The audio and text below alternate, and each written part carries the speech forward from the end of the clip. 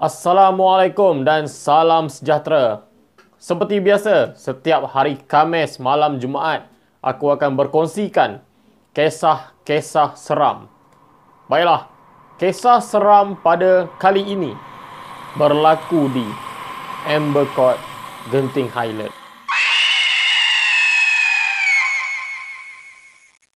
Kisah seram malam Jumaat.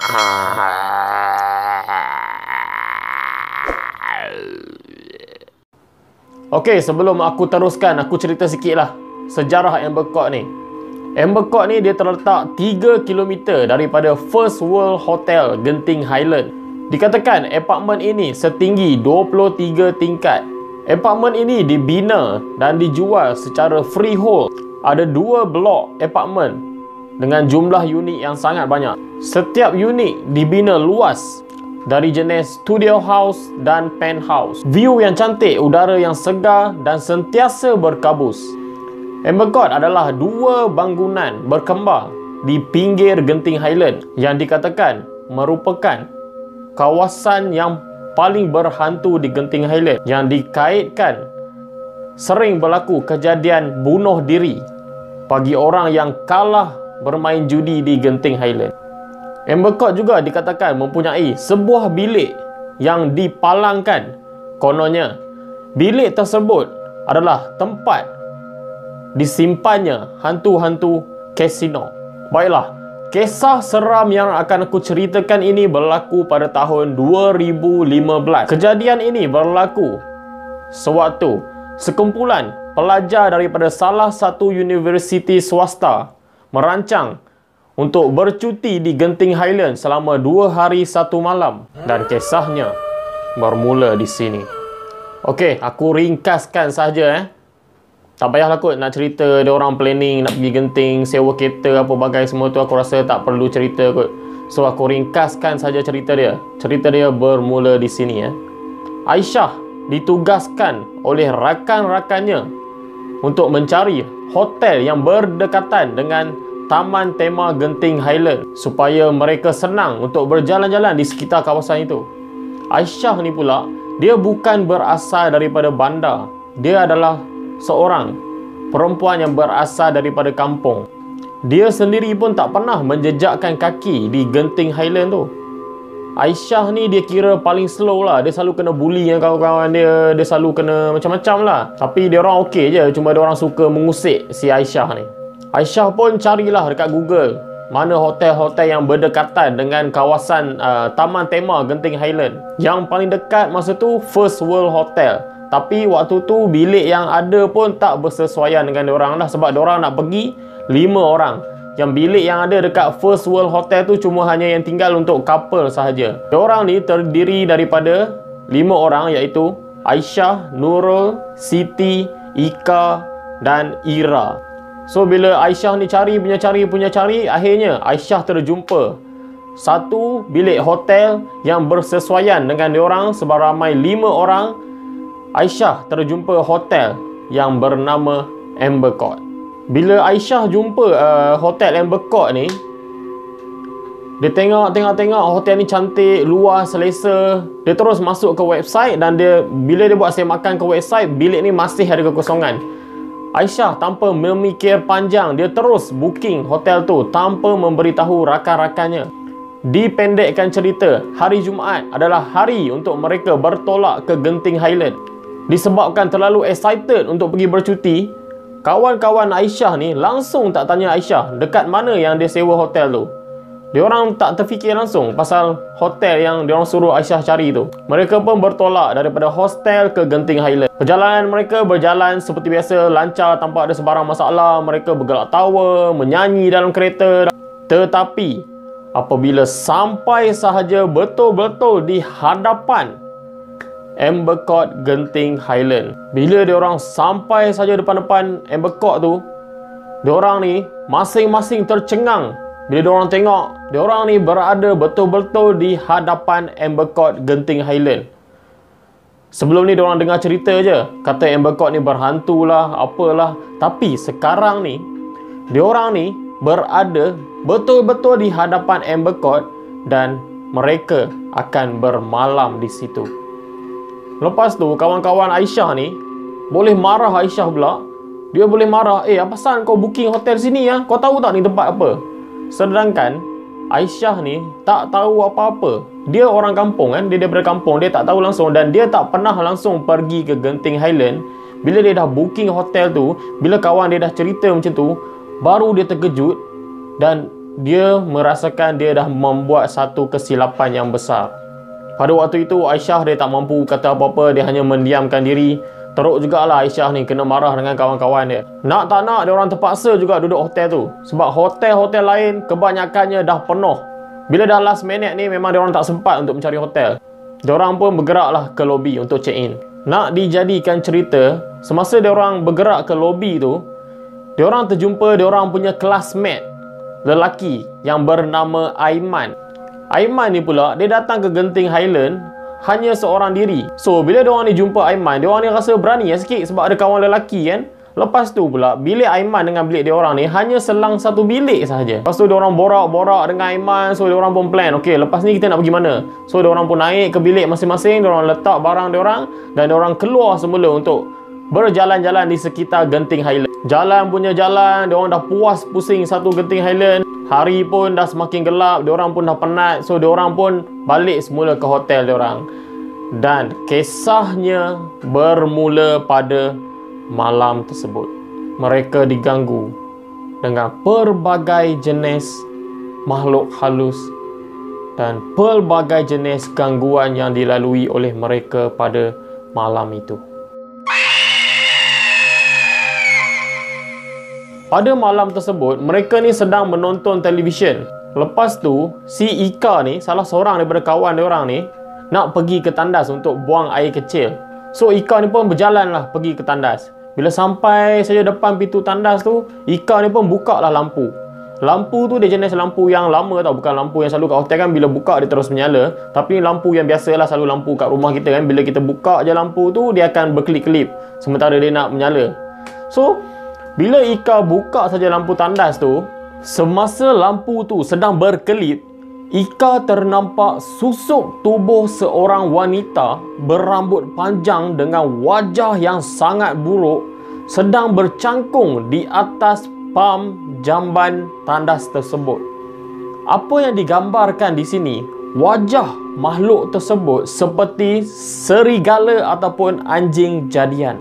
Apabila Ika ternampak makhluk tersebut, Ika terkejut dan dia menjerit sekuat-kuat hatinya. Kawan-kawan dia pun terkejut, kawan-kawan dia datang tengok apa yang terjadi dekat Ika ni. Bila diorang sampai dekat tandas tu, diorang tanya Ika, apa yang dah terjadi ni? Ika waktu tu tak mampu berkata apa-apa, dia menggigil, dia menangis. Pada ketika itu, masing-masing dah mula rasa tak sedap hati. Bulu roma mereka meremang dan Nurul, salah seorang daripada mereka, mengarahkan Siti dan juga Ira untuk pergi ke bilik Aiman untuk meminta pertolongan. Siti dengan Ira ni pun dia keluarlah untuk pergi ke bilik Aiman. Tetapi apabila mereka melangkah sahaja keluar dari bilik dia orang, apa yang terjadi sangat-sangat mengejutkan.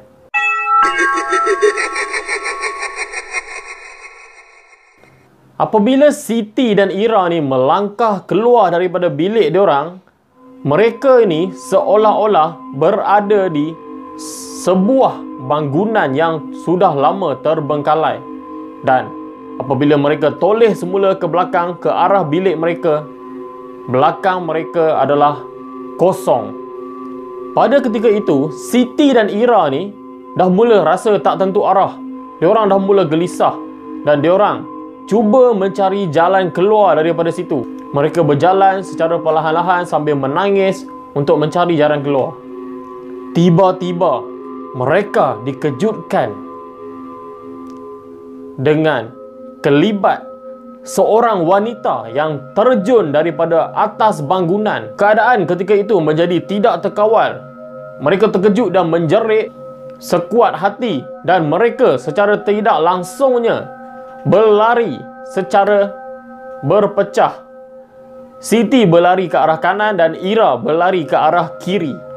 Siti ni dia berlari sekuat hati sambil menoleh ke belakang, dan tiba-tiba Siti ni dia terhantuk pada sebuah dinding yang berada di situ dan dia terjatuh pengsan. Kemudian Ira ni pula dia lari sampaikan dia ni tiba-tiba sampai di lobi Amber Court. Ira pun hairan, macam mana dia boleh sampai dekat situ? Dan tiba-tiba bahu Ira dipegang oleh seseorang. Ira pada ketika itu dalam keadaan yang ketakutan menoleh secara perlahan-lahan ke belakang untuk melihat siapakah yang memegang bahunya. Rupanya dekat belakang Ira tu adalah Aiman. Pada ketika itu Ira berasa tenang dan dia menceritakan apa yang terjadi kepada mereka di dalam bilik hotel tersebut. Kemudian Aiman ni memberitahu kepada Ira supaya Ira ni tunggu di tempat lobi itu dan dia ingin mencari security untuk mendapatkan pertolongan. Tapi Ira ni pelik dengan keadaan Aiman pada ketika itu.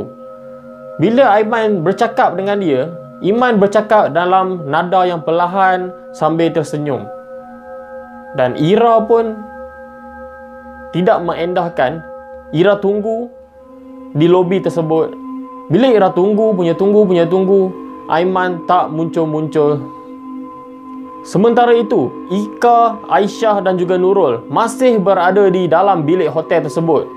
Pada ketika itu, Aisyah dan Nurul tidak tahu apa yang perlu mereka lakukan. Mereka hanya boleh membaca ayat-ayat suci Al-Quran untuk menenangkan Ika. Tiba-tiba, keadaan menjadi kelang kabut apabila lampu bilik mereka tiba-tiba terpadam. Kemudian, tingkap bilik mereka terbuka seluas-luasnya.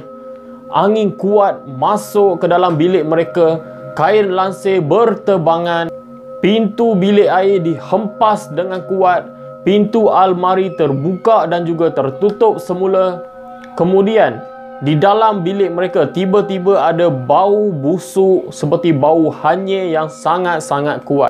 Apa yang mengejutkannya, apa yang digambarkan di sini, keadaan Ika pada ketika itu sedang terbaring di atas katil dalam keadaan terapung sambil mengeluarkan suara yang sangat garau dan yang sangat menakutkan. Aisyah dan juga Nurul sangat ketakutan pada ketika itu. Mereka hanya mampu menangis berpelukan satu sama lain sambil membaca ayat-ayat suci Al-Quran. Korang bayangkan Ika yang sedang terapung di atas katil tiba-tiba datang di depan diorang dengan sepantas kilat dengan keadaan mencangkung secara terbalik dengan kepalanya di atas lantai sambil ketawa ke arah Nurul dan juga Aisyah. Pada ketika itu, mereka sangat-sangat terkejut dan mereka berdua pengsan di dalam bilik tersebut.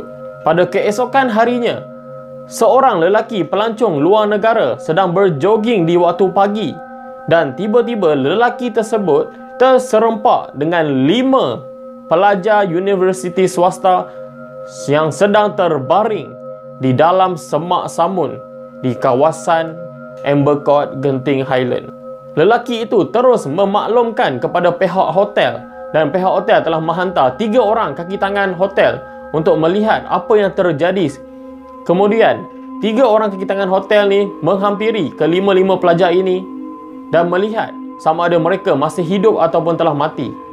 Alhamdulillah, 5 orang pelajar ni masih lagi hidup dan mereka membawa 5 orang pelajar ini ke lobi hotel. Keadaan 5 pelajar ini seakan-akan bingung, tak tahu apa yang terjadi semalam. Mereka seakan-akan menjadi trauma dan tidak boleh fikir dengan logik apa yang berlaku kepada mereka dan bagaimana mereka boleh tidur di dalam semak samun itu. Sebulan kemudian, mereka menceritakan pengalaman mereka selama berada di Amber Court kepada rakan-rakan sekelasnya. Dan apa yang peliknya ialah sebenarnya Aiman yang mereka jumpa di Amber Court telah meninggal dunia 2 minggu sebelum mereka datang ke Amber Court. Terkena mic, maafkan saya. Saf ke sana. Aiman dikatakan meninggal dunia akibat daripada kemalangan jalan raya 2 minggu sebelum mereka bercuti di Amber Court, Genting Highland.